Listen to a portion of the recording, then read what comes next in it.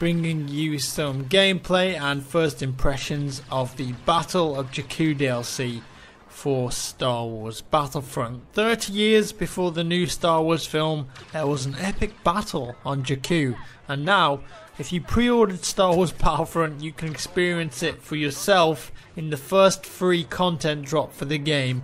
If you didn't pre-order, don't worry though, you will also get the Jakku DLC for free, but it's going to come out just a little later on the 8th of December.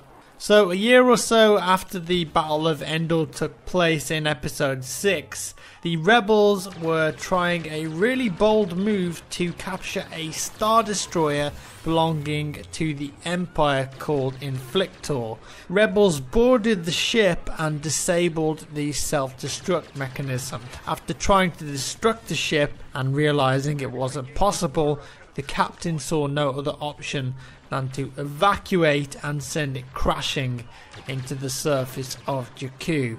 If you've seen the trailer for the new film, The Force Awakens, and if you haven't, why the hell not? Do you live under a rock? What are you doing with your life?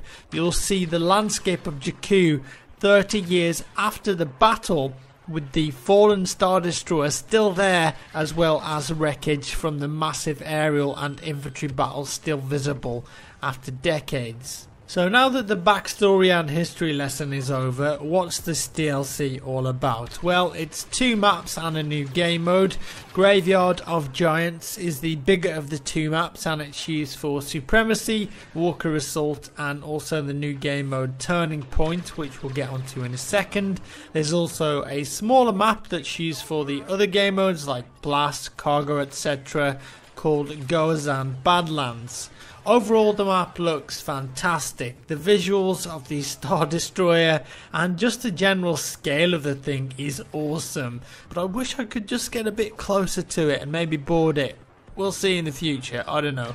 It's actually outside the borders of the map though, so even though it's quite close, it's actually outside of the actual play zone, which is a shame. Even being a desert map, there's a lot more cover than you would think, and that's thanks to all of the fallen rebel ships, X-Wings, AT-ATs that are scattered all over the map. It's actually pretty awesome just walking around all the wreckage with AT-ATs in various states of destruction, or hopping over an X-Wing or a TIE fighter whilst you're taking out an enemy.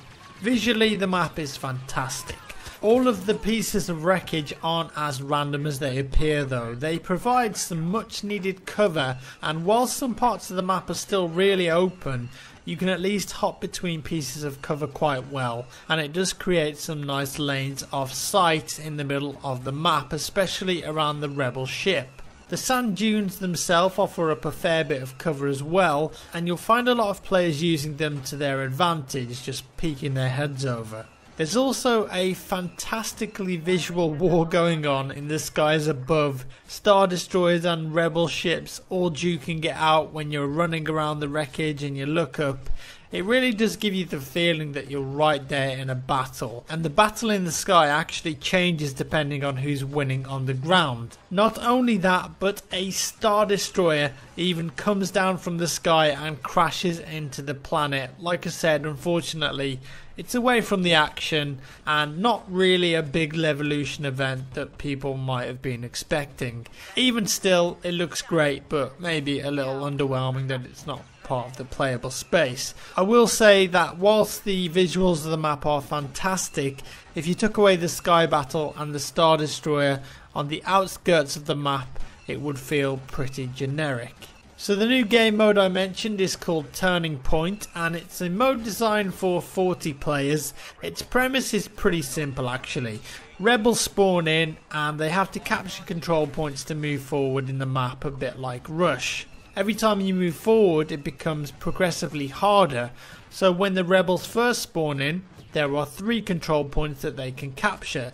They only need to capture 1 point, and then it moves on to the next set, which gives them 2 available points. After that, it's another 2 before the final progression just being 1 that the entire team is fighting over, and that can become pretty messy, let me tell you that for a fact.